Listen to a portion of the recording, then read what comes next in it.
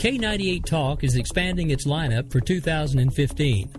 This means we are expanding our advertising base. Whether you're a startup trying to push through to the next level or an established business trying to supplement your advertising budget, web-based advertising is a solid investment. Thanks to Talk's newest partnership with TuneIn Radio and instant access to our sister station, K98 FM, we give you worldwide access at a reasonable cost. Interested parties should email us at sales@k98fm.com.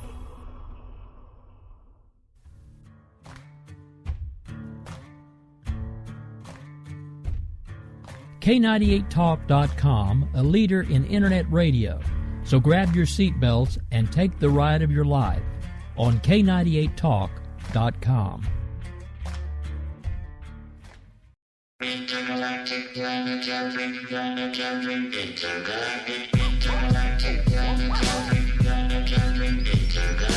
Welcome to the podcast you've always wanted. It's The Right Angle with Bill and Leslie.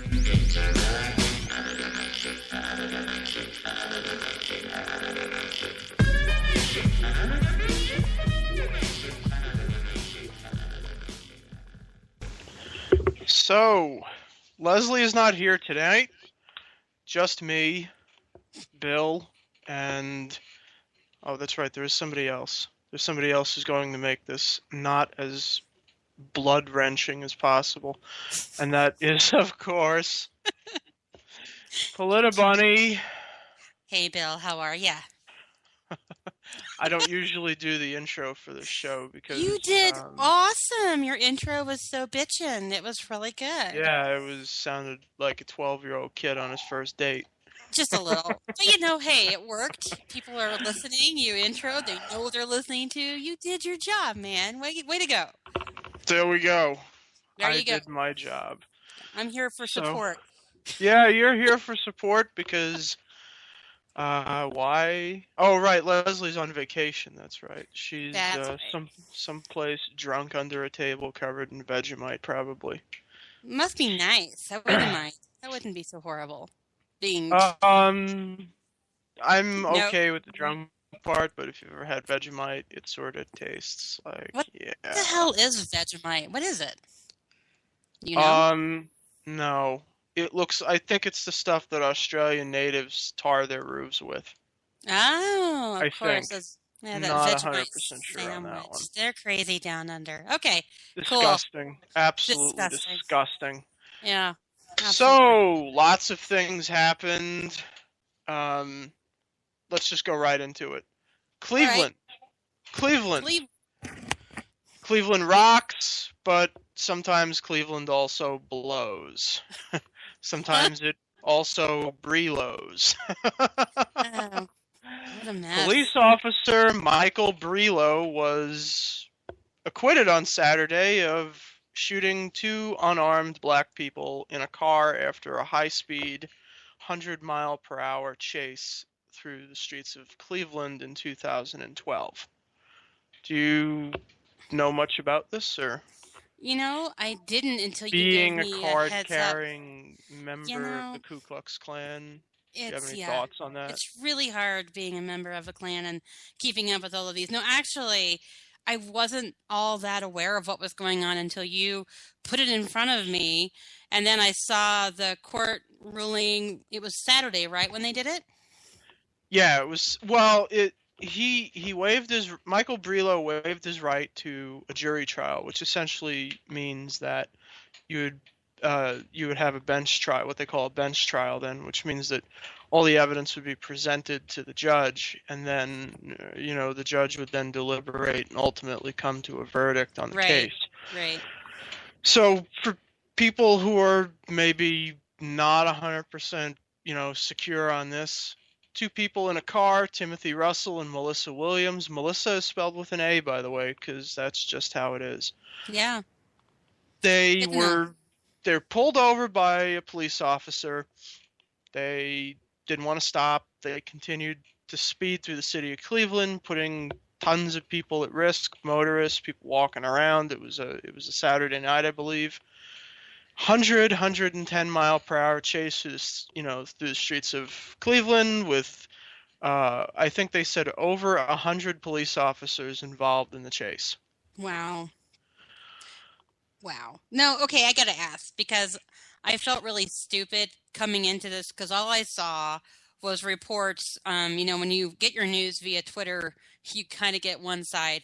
And all I saw over and over again was the number of shots fired into the vehicle. Was it, 137 shots into the vehicle?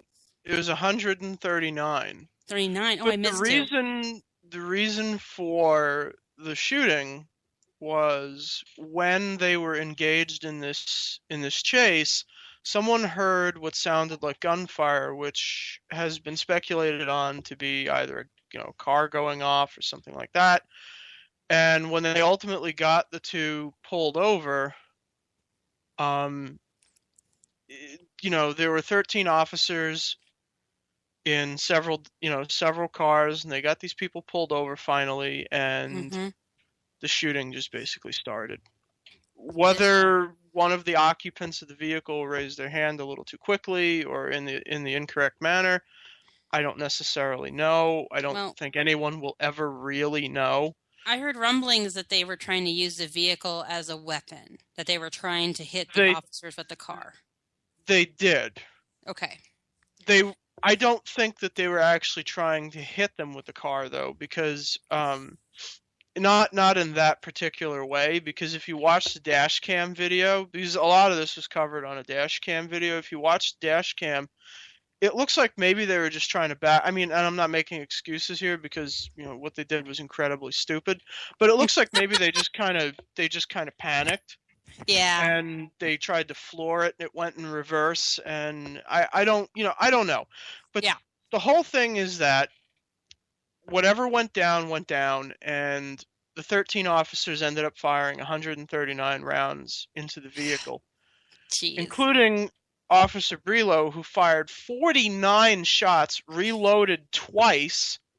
Jeez. And he did like this Miami Vice thing where he came over out of the side of his car and he slid over the hood of his own car, then ran over to the front of the suspect's car, jumped onto the hood of the car, and fired 39 shots into the windshield.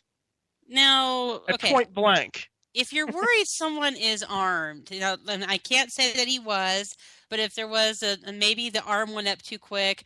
If you think someone's dangerous, would you get in front of them? Would you jump on a hood? No. I try really hard because I know I have no way of knowing what policemen are going through, how they have to react, how they have to figure out what's going on. But to me, his situation is bizarre.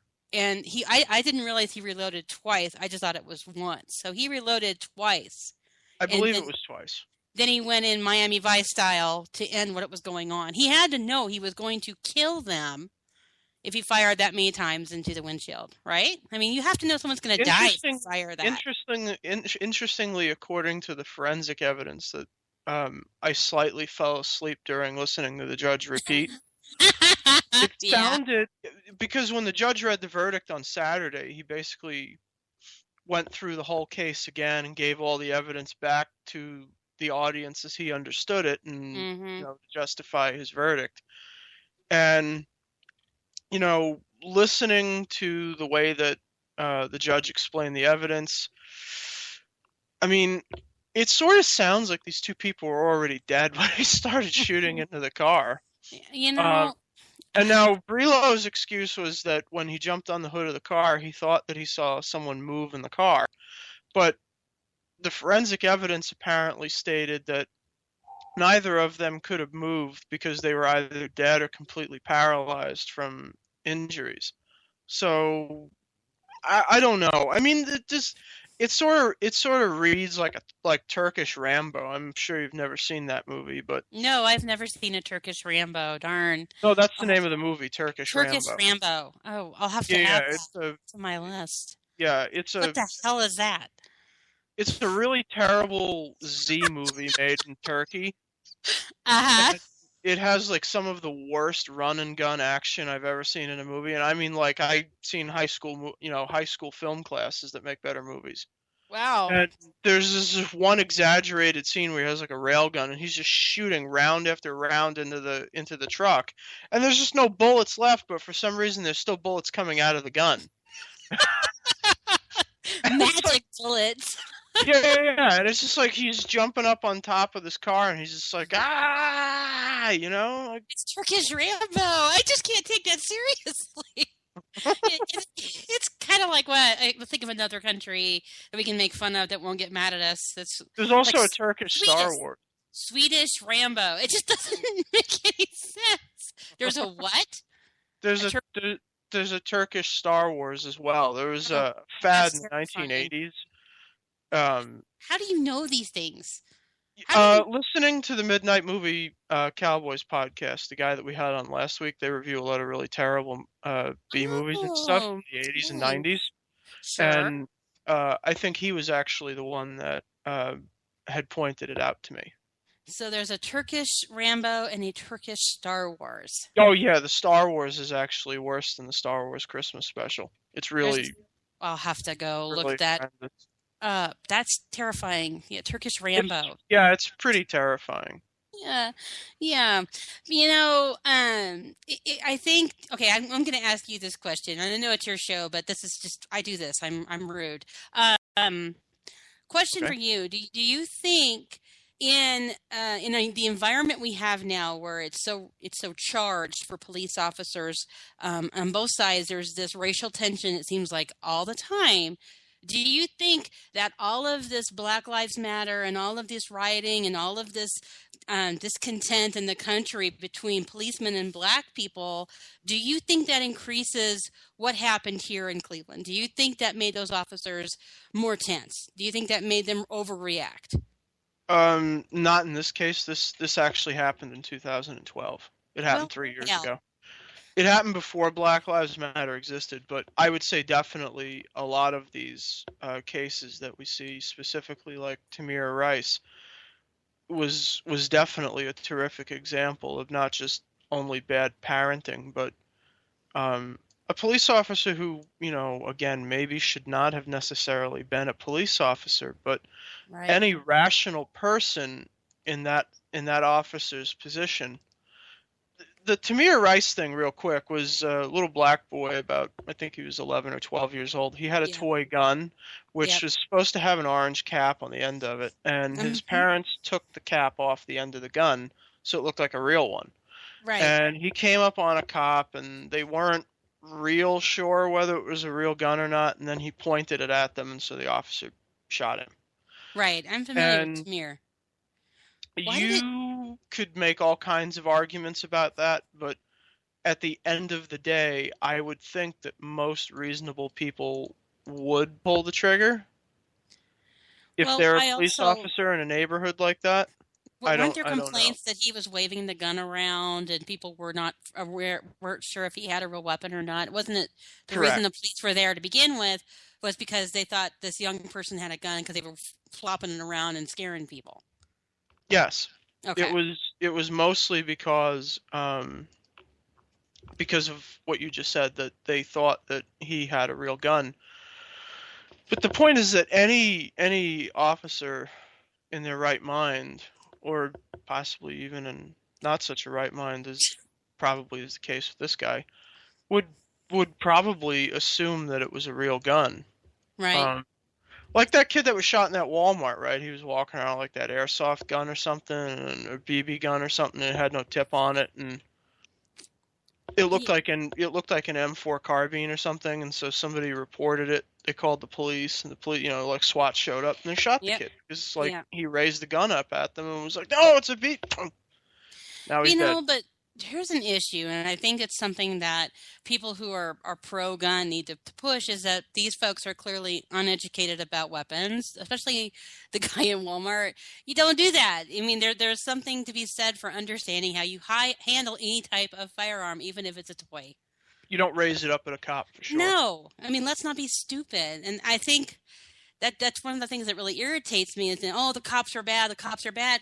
Why weren't they taught not to use anything like a weapon and point it at a police officer? Why? I mean, come on.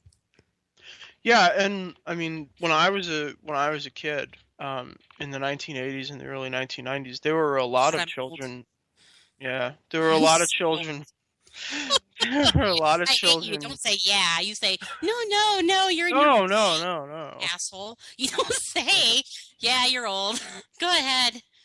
I just had another shot. That's good. When I was a kid in the 80s and 90s, a lot of children were pointing these guns at cops and were getting shot and killed, and that was why they put the orange tips on. They mandated that they had to have orange tips on the guns, Right. so that children, law enforcement officers wouldn't mistake them for guns.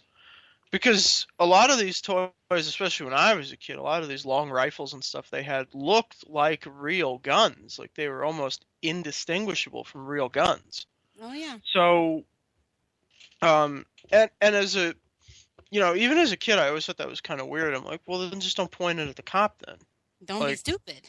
Yeah, Tell your kids not to do that. That's you dumb. know, if the problem, because I thought those guns were kind of cool, and I thought it was a little weird that, they were like, well, now they got to have an orange tip on them. I'm like, but now they look kind of stupid. Like, like, why don't you just Well, tell yeah. people not to point them at a damn cop? Now the problem is clearly That they be the don't think. solution? Yeah. Well, Oh. you're assuming people have common sense or are capable of thinking for themselves anymore, and that's not the case. Speaking of people who don't think, Ooh, which one? Which one? There's so many. we've all heard that the bird is the word, but is it a right? Exclusive, breaking, developing. Got News founder, author, activist, best-selling writer, humanitarian, award-winning journalist, Andrew Breitbart's best friend, and shitlord Charles Johnson has been banned from Twitter, and my life is absolutely amazing right now because of it. And it's permanent. It's not like he's been suspended. It It's is permanently permanent. Yes. Goodbye, never come back. He is. See ya. He was doing what he normally does, which is kind of that charged, combative journalism, and he tweeted out about raising money to take DeRay out. And McKesson. thank you, DeRay, the Black Lives Matter leader, Who or is whatever. himself a fancy man of Cornwall? No, I'm kidding. He's a black. He is an activist. He is. No, he's not an activist. He's not an activist.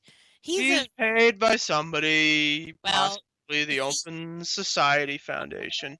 But is he really getting paid? Because did you see the protesters are protesting because they didn't get paid for protesting? Yes. I can't make that shit up. That is so funny. I was like, please do that when I'm doing my show live. Protesters protesting because they didn't get paid to protest. Who are these people? DeRay. A lot of them, yeah. Well, DeRay wasn't really one of the ones that was upset about it because he gets paid by somebody else. He got a Mac. I saw it. Yeah. Yeah, well, okay, look. DeRay is a teacher, a former teacher in I think the Minneapolis school system. Yep. He supposedly quit his job after the Michael Brown shooting to hawk his social justice wares on the world. And a difference. Come on, he's making a difference. Yeah, but he's taking about poverty, but he has 2 damn iPhones and a MacBook. But that's what they always do. If you talk, and I hate to bring up Obama on your show. I apologize if you don't like to talk about him, but he's up there saying, hey, the middle class, and the dude is worth what, $12 million. I mean, it's always about talking the talk. They don't actually walk the walk. And that is exactly who he is. I didn't mean to distract you from Chuck, but that's why he got busted, right? Chuck. I really want to talk about this. This is something that I think that a lot of people are really, really supremely confused about. Yeah.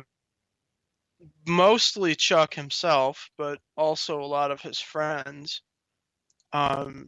He was banned from Twitter for messing around with DeRay McKesson, and that is what it is, and that's fine. Now, when you're banned, now full disclosure, I am a Twitter stockholder. So if you So want to complain that I have some kind of a bias toward whatever, that's you're okay. more than welcome to. You know, And I completely admit that. I am Uh, not shy, Bill. You know I will. So No, don't I'm worry not. about it. Go ahead. So Chuck was banned and he disappeared and he went away for a total of 12 hours and he registered a new account. Now, Oh. when you are suspended from Twitter, Mm-hmm. you have an appeal process that you can go through, and they look it over again because the way that violent threats are handled by Twitter is when you go to support.twitter.com, they have a platform of support options. Somebody's harassing me, somebody's this, somebody's that, real life threats, somebody threatened to give me a wedgie and kick me in the balls. That would be hysterical. I would laugh my ass off if Yeah. someone did that. But yeah, you're right. There's a process. So Absolutely. there's a bevy of things that you can complain about, and one of them is the real life threat thing. Yes. And when you make a complaint via the real life threat thing, or real life violence, whatever, Mm-hmm. Twitter takes that pretty seriously. The tickets in that queue are read much faster than other support queue tickets are, because naturally people threatening to harm themselves or to harm other people need to be dealt with in a pretty quick manner. And so what Chuck did essentially is he was banned from Twitter. He could have appealed it. My sense is that had he appealed it, it probably would have been removed. But He didn't appeal?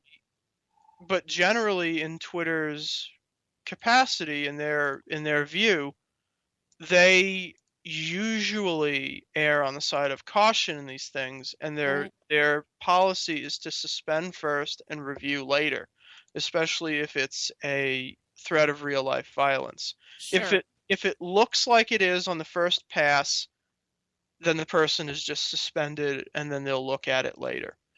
Right. He chose not to take that route, and as I said, I suspect that had he gone that route, he probably would have been exonerated and they would have reinstated his account. Right. Because clearly he's not talking about actually hurting No. D-Ray. And He's just it's really obvious that he didn't mean that, and Right. anybody who's ever read his account knows that. right. He's a bottom feeding suction eel, and he's trying to get some donations for something, Right. And possibly by stealing crap from me, which is how he makes a lot of his Black Lives Matter coverage.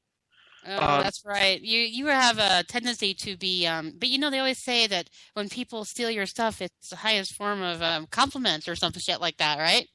No, I know. Imitation is I don't know, something. I'm being facetious because it pisses me off too. I get it. I know, and it drives me crazy, but he, instead of taking the suspension and appealing it, he went and decided that what he was going to do is he was going to make another account. So he made another account, and I'm sure that a bunch of people went and reported it and said, hey, this dude was banned for, so-and-so, and 2 or 3 hours later they got him. And so he went and he registered a second account, and they got that too. I didn't know he didn't at least try to appeal it through the process. I had no idea. He did try to appeal it through the process, but rather than letting the appeal go through, he decided to make another account while the process was in motion. Was it an obvious? I didn't see the other account he made. So was the account obviously him? Well, yes. The first account that he made was Citizen Trolling. Oh, that's nice. Yeah. He made the bio, this is me, Chuck Johnson, editor of GotNews.com. Well, that tells you right there. Yeah, okay. Yeah, he's real, What is he not thinking? the sharpest tool in the shed. So that account got suspended. God only knows why. Shocker. And then he made a second one, which was Free Chuck Now. Oh, wow. That lasted a little bit longer. That lasted about 3.5 to 4 hours. I don't know why, but it did. And that one got suspended again. And then he made a third one that I didn't actually see, but I heard that was suspended. That one they got within about 45 minutes, possibly getting better at it. Yeah. Well, they're watching then. You've made their Well, yeah, race. of course they are. At some point they have access to scan through Twitter, to search for your IP address for the account Yeah, and once you've made their radar, they're going to watch you for a while to make sure Yeah. you're not doing some other stupid shit. Yeah, You and know, so I he know, made a third account, and that one got Mhm. banned too. right? And then this morning they went and banned the gotnews.com account as well. Oh, wow. It's not Okay. surprising to me because I would think No. that because after all three of these accounts were banned, he probably tried to sign into that one, and then at that point they just had his IP flagged or something. At that They point, probably did. Yep. they just noticed it and said, screw off. Yep. Exactly So what they did. what Chuck did is he does what Chuck always does, which is a practice called lawfare. And if you're really interested in figuring out what that is, you can Google it. But it's basically nonsense lawsuits. Right. And he said that he was going to sue Twitter for damages, whatever, to his business and defamation and harassment of he himself and his business partners, yada, yada, yada. Hmm. So Interesting. let's talk a little bit about this, and then there is some other funny stuff about this story that kind of comes along with that, especially when you get to his attorney. Yeah, the thing that, and I know what you're going to say is, Twitter is a private entity and it can make these choices it wants to make and yada, yada, yada. I get that. It absolutely is. And I get that. My problem with it is, and I'm having some second thoughts with my problem though, because they actually did help me. But it seems sometimes that they have these rules and these terms of service, and they say these are the way that we expect you to behave, but they only hold certain people to those rules, and some people they let pull shit all the time. And it feels like that. And it might be because I always see conservatives getting hit and I don't pay attention to the left, so I don't know that they're getting hit. That's distinctly possible. But it felt like, as somebody who really gets trolled heavy by the left, I was like, really? You suspend Chuck over that one tweet, but I'm getting my family threatened and all this other crap? And it felt really one-sided. And so it felt to me that there was a bias. But again, I don't really hang out with people on the left, so I may be missing what's happening to them as well. I think that perception is 9/10 of intent. Speak English. What? I think that you're exactly right, and I think that you're only seeing it because it's what's in your periphery. Sure. It's in your peripheral. It's in your peripheral vision. It's in front of you, and so I am you can more see than it. willing to admit that, because when I'm also someone who will admit that if I'm getting trolled, I probably have earned some of it because I'm not somebody who is nice and gets along with people. I'm kind of an asshole, so I understand that some of that comes my way.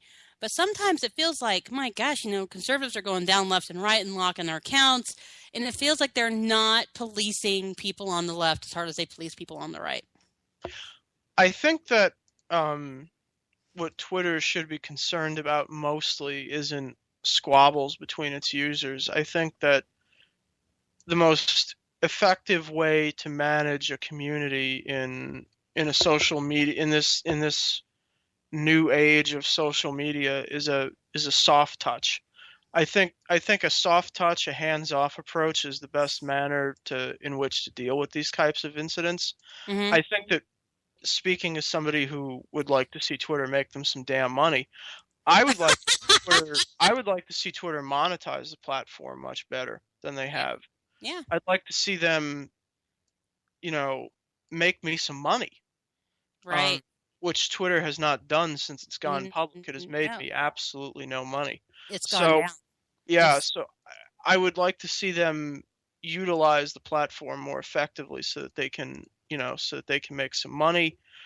And so Dick C has acknowledged that they don't deal well with harassment. They're not in there doing what they should be doing to protect people. But I think it really needs to come down to what is actual harassment versus what's a squabble.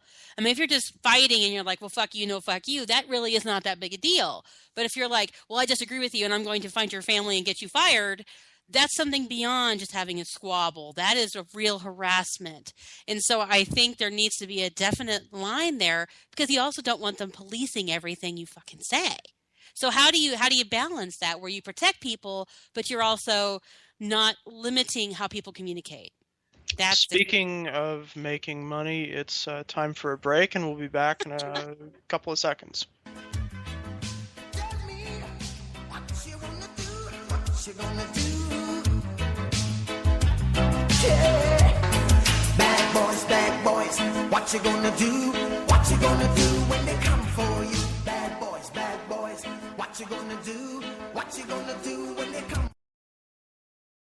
Not on my watch, our military service members say, as they volunteer to serve, as they move out, stand firm, and take fire. So not on our watch, we say, to the severely ill or injured veterans who can't get the care they deserve to live full and independent lives, even when there's no government funding or a nursing home seems like the only option. We won't leave one warrior behind. Not on our watch. Join us at findwwp.org. Hey everybody, this is Jason, host of According to Me. I'd like to invite you to check out my show. It's a 2-hour show that lasts 60 minutes and... listen, I hate to interrupt, but one thing I can do is read off a script. Just say, let me be clear a lot. It works. President Obama, I can handle this. It's a radio promo. I'm not green. I've done this before. Did someone say green? Now, Al Gore is here. Listen, I'm just trying to record a radio promo. Do you mind? Now, do you say good things about me on the show? No, not at all. But if it makes you feel any better, I rip on Republicans just as much. The AM radio frequencies give off very high levels of radiation. Look, my show is on the internet, which you invented. Can I just do my promo? I got a pen. I can veto that, you know. I know you got a pen. It's not a law. It's a radio promo. Listen, just listen to my show. Barack Obama and Al Gore hate it, so you're going to love it. Here's an executive order. Don't listen to his show. He doesn't like me. He's racist. And he doesn't recycle either. That's it. I'm done. It's According to Me, Wednesdays, 10 p.m. Eastern, right here on K98 Talk.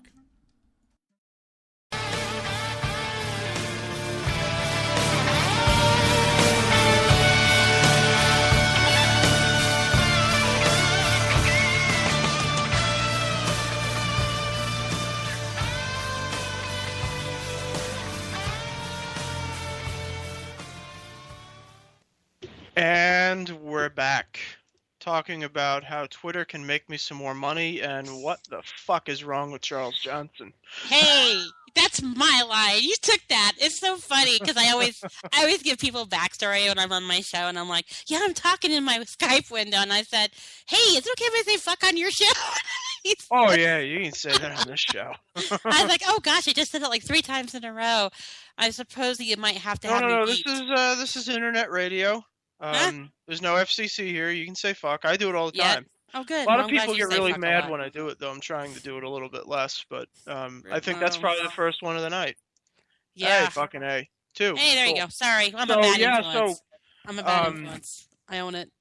So yeah, so Johnson, he threatened to sue Twitter, said that they stink and that he was unhappy with how they were ruining his business and harassing him. And the attorney that he got to represent him is who? Go on, guess who? I have no idea. A discredited, disbarred Michigan lawyer who now has a a license to practice law in the state of Missouri, but his website says he's from Georgia. And, oh yeah, he's that guy from the Missouri Tea Party that everybody fucking hates. John C. Burns. That's right, John C. Burns. If you listen to Dana Lash's radio show, you probably know who fucking John C. Burns is. Oh, no. I hadn't. Well, you know. That's right. His attorney is John Burns. God. Sorry. And his office is upstairs above a haircutting place next to a bar. Hey, man. Jeez. I did Yes, not that's know. right. It can't get much worse, can it? Can it Yes, really? it can. Oh, God. Because so they sent this absolutely insanely ridiculous 4-page letter by fax, by facsimile, by email, and a couple of other ways, I'm sure, to sure. Twitter's general counsel, to their press office, anybody who would listen. And their letter has 2 lawyers on the help me out here. What's that word? on retainer? Top of the letter. What the hell do they call that? Letterhead. Letterhead. Yeah, on the letterhead. Yeah, the letterhead. Sorry, I'm fucking drunk or something. How much? So did they he have have? two Yeah. lawyers on the top of the letterhead, and who are these two lawyers? He's Chuck Johnson. He's an award-winning author. He's going to get some great lawyers, and he got some damn good lawyers. He got a personal injury lawyer and a bankruptcy attorney, and they're going to sue a $1 billion company on the stock exchange that's publicly traded. Oh, jeez. This isn't Aaron fucking Brockovich, Chuck. Wow, this is a mess. You're not going to get some perky divorce lawyer who just got his hair cut downstairs and went for a drink next door to help you sue one of the biggest social media names in the damn world. You know, he's going to have a real problem that he didn't go through the proper process about getting his account back. Or getting a real attorney. Yeah, you know. Attorneys are, and for people who don't know who are going, well, you can't say that. The guy's an attorney. Okay, no, I can say that because attorneys are specialized. They're like doctors, right? Right. Ben Carson is a really nice guy. He's a brain surgeon or a neurosurgeon or some goddamn. Yeah, whatever the hell he is. He's a smart motherfucker. But I wouldn't want him to operate on my bum knee. Right. Well, that makes sense. It's just how it is. This guy's a bankruptcy attorney and a personal injury lawyer. What are they going to do? Slip and fall outside Twitter's headquarters and sue them? Maybe. I don't know. I don't know what he's thinking. I know what he was thinking. But he's setting himself up to be in a really bad place. I'm trying to be fair as I can be, because I understand. You have to be fair on this show. We're assholes here. You don't have to be fair here. Yeah, well, you are an asshole. But the point is, with Chuck, I'm trying to be objective because I'm trying to find a way to support what he's trying to do, because I feel like there's something to be said for fighting for your voice. But at the same time, I don't know that he has a legal leg to stand on. Okay, now I want to talk about something. This is something that people have been saying about Chuck Johnson since the day he started this crap. He is controversial. He is controversial. No, the things I say are controversial because I swear at people and I yell at them, but I tell them facts. Right. Chuck Johnson is not controversial. He is a fucking liar. He's a liar. He's a liar, and he's a slanderer. Yeah, he lost me when he went after Holly. And, I understand Holly made some decisions that affected her life, but she didn't But that wasn't a lie. And she didn't need to plaster actually lies. Yeah, but for me, I don't really pay attention to him. I gotta be honest. Proven lies. And I'll give you a really great example. He wrote a story when he was at the Daily Caller. I suspect it's probably the reason he no longer works there. He wrote a story about a New York Times reporter for the Daily Caller saying that during his years in college, he had stripped buck naked and run around the campus or something real drunk one night for a frat party or something. And he pooped on the floor or something. I heard that too. Oh, no, that was what Johnson did. We're talking about Johnson. a Times reporter here. You're right. Go ahead. So he wrote this. So he wrote this story saying that this Times reporter had gotten drunk in college and had run around the campus naked and whatever for a frat thing or something. I don't know. So it's immaterial. The point is that Johnson Googled this guy's name, did some, minor use of Google, and discovered that there was a newspaper article talking about this story that somebody had led him on to. But the only problem is that it was the campus version of The Onion. It was a satire page. It was a joke. No. It didn't really happen. Oh, no. And he published this on Tucker Carlson's blog. Oh, God. That nice man who wears the bow ties, and those are not easy to tie. No, that's not. Tucker, you're right. I know who Tucker is. Wow, I did not know about that. How do you keep up with all of this stuff, Bill? I don't know. How do you know all this? I used to read the Daily Caller a lot. Right. Before it just basically became a gossip site, and here are 20 pictures of Kate Upton's breasts that you should see. Wait, Um, you don't want to look at Kate Upton's breasts? no, Really? I play Ages of Empires on my iPhone for that. Oh, okay. I don't have to I'm do just that. checking there, Bill, because a lot of guys would like to No, look no, at no. it. I'm diversified in my You're spank bank. diversified in your boobs. Okay, but go Yeah. ahead. No, Yeah. not my boobs. Other people's boobs. I just want to make Other that clear. people's boobs, so all Yeah. people's boobs, or I'm just getting you off because on track because I know you've had too much to drink. Okay, so how do you keep track of all this crap? I don't know how. For me, like I interviewed him a long time ago on my show. He had some interesting points about Mississippi at the time and the crap that was going on down there. I actually really enjoyed interviewing him. I thought he was really smart, but I almost felt like he changed topics on me like every 5 seconds, like I couldn't keep up with him. And then the Holly Fisher stuff hit, and whether or not whatever happened with her family was really her business, and it was all over Twitter and it was everywhere. And he kept saying, well, she should thank me because I pulled it and the left didn't, and it literally almost destroyed her. And when he did that shit, I was done. And so I stopped paying attention to him at that point. So all of this, didn't even realize he had been suspended until I saw him trending on Twitter, which is another point to be is they have made him a martyr. Nightmare seeing him trend on Twitter. He trended. So, okay, how does this work? Someone's trying to put some slap down on him doing something wrong, and in doing so, they've martyred him and made him popular enough to trend on Twitter. Only among kooks, though, really. It doesn't. I mean, his associate editor, this woman Shannon Knutson or Sarah Knutson, I don't know how the hell to say her name. She's kind of a kook too, but Right. she's like going around Twitter telling Alex Jones that like he wants to be interviewed by Alex Jones. Yeah, you know what? That's like the Thunderdome for retards. Okay, Prison Planet. Yeah, really. 2 morons enter, none will leave.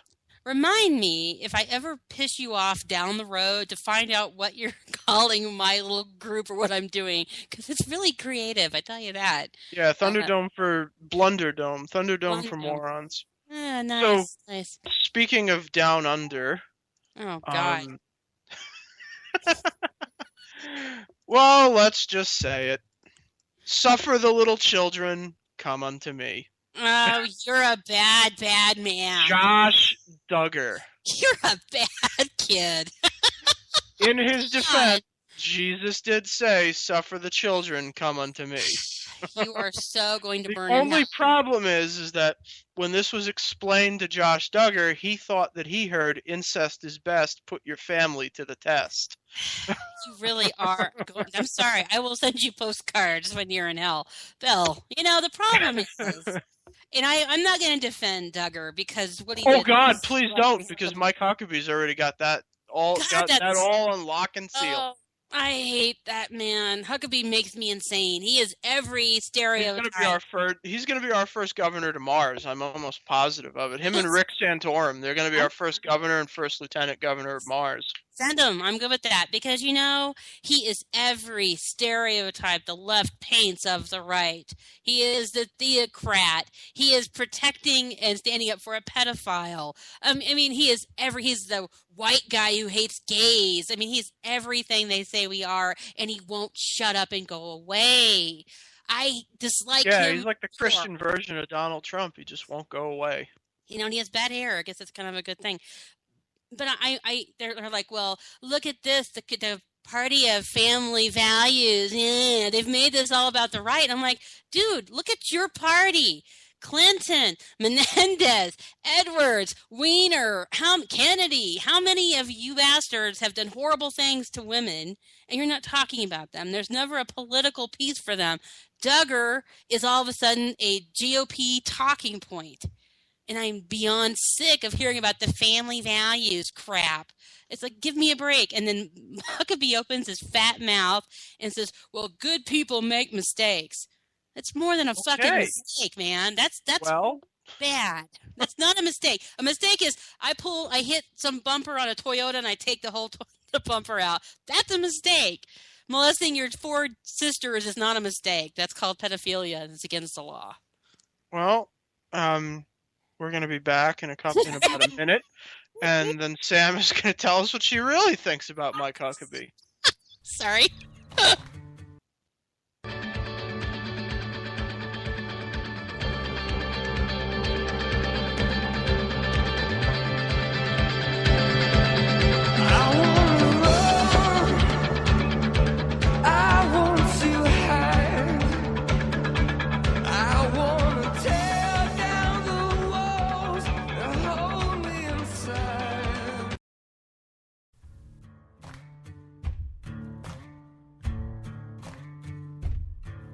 K98Talk.com, a leader in internet radio.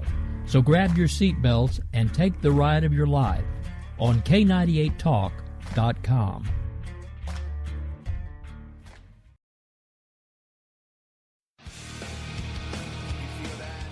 This is JD. And this is Stacy. Join us Tuesday nights, 10 p.m. Eastern, for Game On. Remember, Lock up the children and the old folks. Game On, the home of Liberservative Conservative, where no one is safe, and no one is spared, not even the hosts. Oh, that was supposed to be a spin cycle. I'm sorry. Yeah, that's okay. We love you anyway. Right round, baby. Self-monitoring right Ebola anyway. radio strikes again. Anyway. Anybody see the host monkey? Where's the host monkey? Where's the host monkey? For God's sake, I need an antidote. Just do your rant. Let's pop out of the segment. Has to do with Find us on Twitter at JD and Stacy. You're listening to K98Talk.com.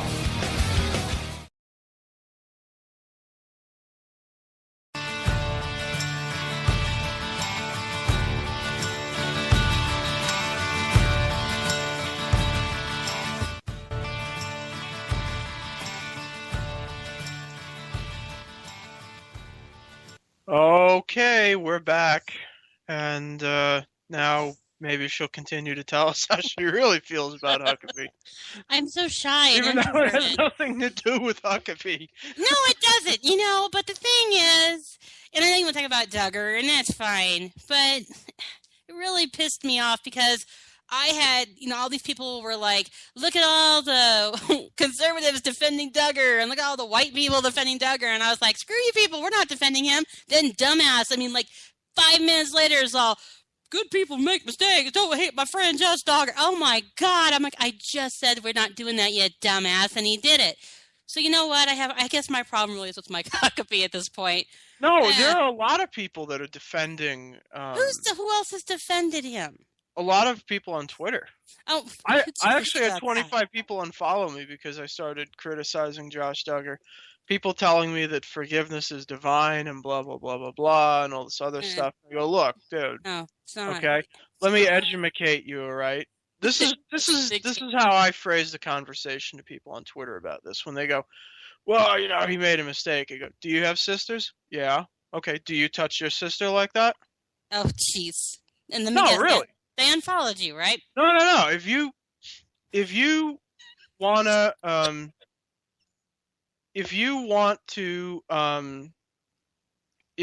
make a case that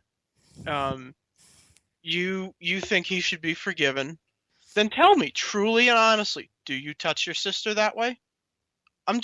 That's the question I have to ask. Huh.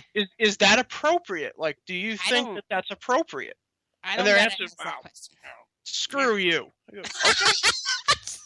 Gee, I get that a Screwing your lot. sister then, you weirdo. Jeez, but here's the thing, and I know I make a lot of people. Oh, here's the thing. He's 16 years old, and he's Well, diddling 2 of his sisters. He was 14 is what I heard. No, he he was 14 for 2 of them, and he was 16 Jesus. for the other 2, and he was 17 for the last one. And they sent him to a work camp for Christians to get it out of his system, right? Is that what they Yeah, did? and you know who else tried that? My people. The Catholic Church tried that really, really hard, that idea really long. Yeah. To get rid of priests who had those kinds of weird urges with kids. The kid, he needed therapy. It doesn't work. No, he needed therapy. No, he doesn't need therapy. He needs to be incarcerated. Well, that too. But he Chemically does castrated. clearly. But you know what? It was interesting. I was on a show on the Ann and Frank show actually on Saturday, and we talked about this very topic. And Ann brought up a really good point. She said, his parents really have a huge part in this because none of these kids in this Duggar family get to be kids. It's like they have so many babies that they end up being friends and they have to take care of each other. She brought up a really good point that these parents are negligent of what happened here, and we should look at what happened with them. I hadn't even thought about that, but when you have so many damn children, even when the doctor tells you to stop because you had a preemie, and that really pissed me off with the Duggars too, they don't get to be kids. They're never children. It's a quiverful thing. It's I don't really want to get into that. That's a philosophical conversation we can have some other day. But that's a quiverful belief that basically when God has decided you should stop having children, he'll just make you unable to have them. That's more or less the root. Here's the of it. thing. I'm paraphrasing it a little bit. But I'm a preemie mom. When you have those problems, God is telling you, your body's done. Stop. Because you can't clearly have a baby the entire time. Stop. Okay, that was God telling you to knock it off. And they aren't ready to knock it off. But that, for me, and I hate to pull you off Josh, you can go at Josh here anytime you want. But the point is, the parents are negligent, and we should be talking about them as much as Josh. I agree. I totally agree. Now, the timeline of events that this went on through is that he did this. He did it again. He was caught by the parents, I guess once or twice, however many times it was. They caught him doing it. Ultimately, he went to the church leaders, which is, as a Catholic, I have to tell you, is a terrible idea, to go to the church and ask them for advice. But thankfully, what they told him was go and talk to the police. And so rather than actually going to the police, he went to a friend of his who's a state trooper. No, sure. Himself is a pedophile, and he reported it to this guy. Yeah, and he reported it to this guy who I don't know what the hell this guy told him, but he reported it to this dude, and the guy never did anything with it. He wrote a report down. He never did anything with it. And then Jim Bob was like, "Yeah, whatever." So he just let it, just kind of let it ride. And at some point, I guess he probably when the fifth incident happened, which is the last one that we know of, because it was outside of the family control, they couldn't hide that one. Right. That was when he decided to report it, because it happened to a friend of one of the girls. Right. It happened to somebody outside of their family, so there wasn't a way for them to control it and keep it in the family, to use an incest joke there. No, but you're right. They had no other choice. Otherwise, we probably would never have. Otherwise, somebody else would have done it, and then it would have went spectacularly public. Right. Which it did, ultimately did anyway. It did. But look, people who touch children, people who have sex with children, they have the highest recidivism rate of any criminal statistic that you can name. Right. It is not a question of will they touch children again, will they abuse children? It's when. No, I know. And I'll tell you another fact that a lot of people don't know, that people listening might not know. It's hereditary. It's learned. Yes, it is. And people, 90% of people who abuse children were they themselves abused as children. So that is something that everybody should kind of keep rolling around in their mind every time they see his parents on TV, wondering, was it the father? Was it the mother? I don't think it was. I think it was another relative, but it's very likely that someone did this to him, because children at the age of 15 don't learn this. No. So we're, basically done here tonight, I suppose. Your transitions kill me. I know. I don't know how to do transitions at all. Your transitions are like a train stop. Bam, you're just done. They're basically like a Hillary Clinton campaign rally. They just stop. You have your producer in the window here. More backstory, guys.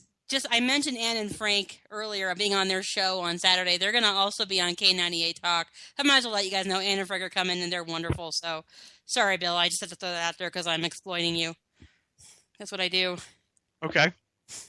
Oh, and then JD and Stacy are up next, too. See, I'm helping you here. I'm helping you with your transitions. The Game On is on after us. Hey, you know what? I'm a professional, man. I've been doing this a while. Yeah. Oh, yeah. Something like that. I've been doing this for 3 years, and I still haven't figured out how to do it. Oh, wow. You're more of a pro than I. We need to work on your transitions. Actually, you do a really good job. Leslie does the transitions, but she will be here next week because she's not here today. So tell everybody where they can find you, as if they don't already know. You can find me normally on Wednesday nights here on K98Talk.com at 9 p.m. Eastern. I'm on Twitter at PolitaBunny, and I'm on Facebook at GOP Bunny. Don't ask, it's a long story. And I'm all over the place. You can't miss me. And Bill, I've had so much fun. Thank you for inviting me to come and sit in for Leslie. It was really a good time. It was nice to have somebody who isn't yelling at me all the time.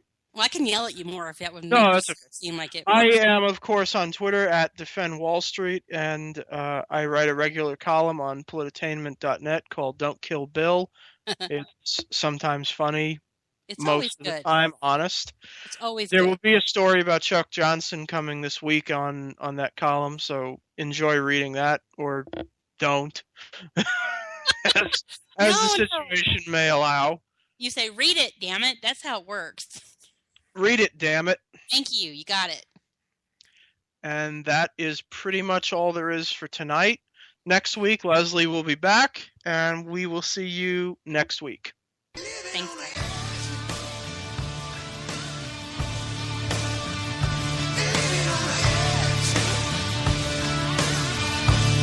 Thank you.